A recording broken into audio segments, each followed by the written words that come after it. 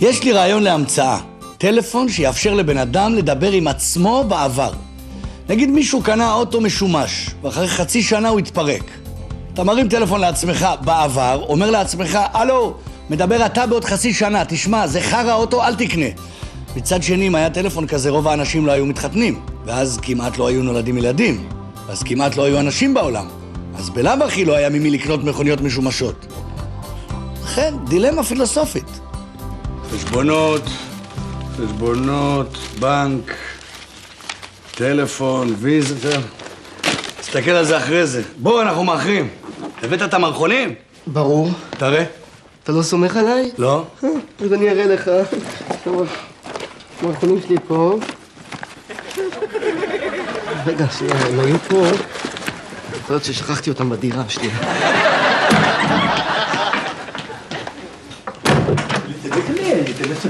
גדי, אתה ממהר? אני רוצה לדבר איתך על משהו. גם אני רוצה לדבר איתך על משהו, אבל אני מאחל לקנובלר, את יודעת מה, עד שהגמד יחזור.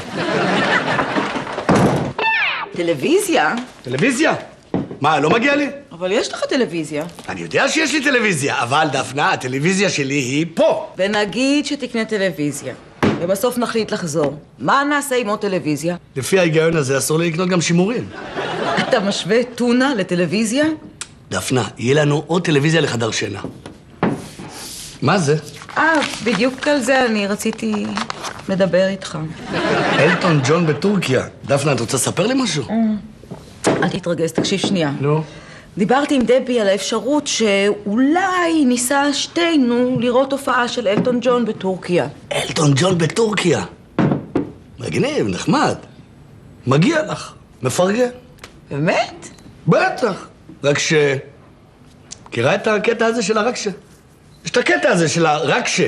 הוא תמיד מגיע. אז הנה הוא הגיע, הוא פה. קבלו אותו. הרקשה. רק שמאיזה כסף חשבת לנסוע? רק מאיזה כסף חשבת לקנות טלוויזיה? אוקיי. האמת לא חשבתי על זה. היי מיקי. אני נורא ממהר. איפה המערכונים? בוא שנייה תגיד שלום. מה? תכיר עורך דין רן זהבי בעלי. שלום, נעים מאוד. אני מצטער, אני חייב לרוץ. ביי. אם כי... מה? לא, תגידי. לא, תגידי. את זוכרת שההורים שלי פתחו למיכלי... בדיוק מה שאני חשבתי. התוכנית חיסכון ללימודים גבוהים. יש שם מספיק כסף גם לאלטון ג'ון בטורקיה וגם לטלוויזיה. ומה עם הלימודים של הילדה? כן, רעיון רע. לא רעיון טוב. לא, חוסר אחריות מצידנו לחשוב על זה אפילו. נכון. אם כי... מה? כן? היא רק בת שנה. נכון. עוד כמה שנים היא תרצה ללמוד. אני יודע, בגיל 20 תסיים צבא, אחר כך טיול גדול, אני מעריך תחילת לימודים 21 שנה. 21 שנה. נכון. עד אז בטח יהיה שלום. ולא יהיה צורך בצבא כל כך גדול. ויעבירו את תקציב הביטחון למשרד החינוך. בדיוק, זה ילך לאוניברסיטאות, כמו בקנדה. בדיוק. מקסימום תהיה אגרה. בקנדה אין שכר לימוד, יש אגרה. למה שפה לא תהיה אגרה? מה, אנחנו פחות טובים מהקנדים? מה פתאום פחות טובים? מה, אנחנו לא יכולים לשלם אגרה? כמה כבר תעלה אגרה? גרושים. אז יש טלוויזיה. ואני נוסעת עם דבי לאלטון ג'ון. הנה אתה, לאן נעלמת? אני קונה טלוויזיה. ואני נוסעת לטורקיה לראות את אלטון ג'ון. וואלה, טלוויזיה, אלטון ג'ון, למה שלא תחזרו כבר וזהו? מה זה קשור? שאם כבר קונים טלוויזיה ונוסעים לראות את אלטון... אלטון, חבר שלו.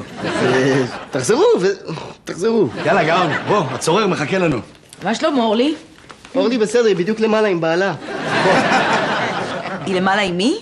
היא למעלה, נכנסתי לקחת את המערכונים, היא יושבת למעלה עם בעלה. בוא. אורלי עם בעלה? כן, אתה רוצה לאחר בכוח? מה קורה? מה זאת אומרת אורלי עם בעלה? מה יש לכם? אתם לא מבינים עברית? אני מסביר לכם, אורלי יושבת למעלה עם...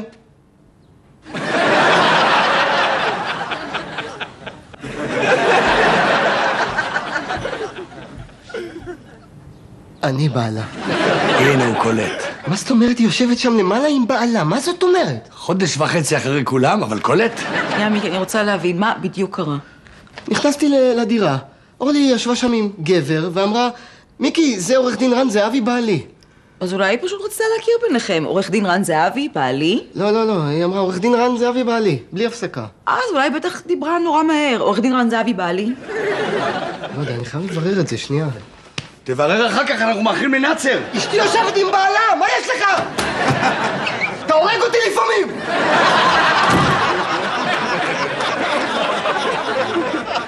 אלטון ג'ון. טלוויזיה. אלטון ג'ון. טלוויזיה. כולה כזה. שלום. היי, מיקי. לא אמרת שאתה ממהר? אני מאוד ממהר, אבל יש לי משהו נורא חשוב לשאול אותך. כשהכרת בינינו קודם, אז אמרת, מיקי, זה עורך דין רן זהבי בעלי? או שאמרת, מיקי, זה עורך דין רן זהבי, ואז הצגת אותי, בעלי. התכוונתי שרן הוא בעלי. אוקיי, לא הבנתי פשוט. איך חשבתי. בקיצור, היה... מה?